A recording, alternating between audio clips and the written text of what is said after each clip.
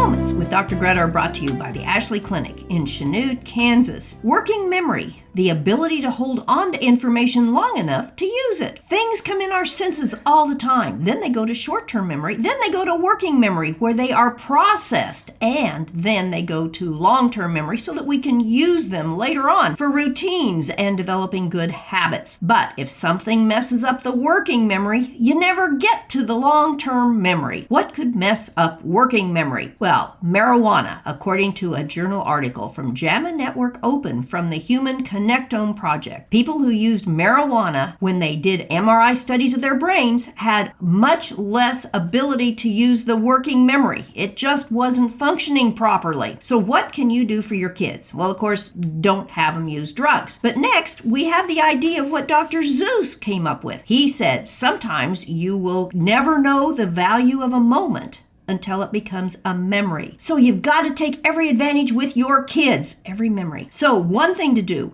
listen to them, have them explain things to you. When a child explains it, they're processing that. The next thing is multi-step instructions. Teach them how to take one thing, like hand me your shoe, then take the plate over to grandma and build on that. That will allow them then to learn how to put things in an order, learn how to follow a recipe, tie their shoe. In other words, building skills. How about the license plate game in the car instead of watching the phone? Have someone read off all of the letters on some license plate and have somebody repeat it back and then see if you can do it backwards. The important thing is avoid distraction. And the way to do that with your little kids is don't give them the cell phone in the first place. Distractions go from one thing to one thing to one thing and they can't ever develop a full memory. So Dr. Seuss, the value of a moment until it becomes a memory. And that starts with a hug.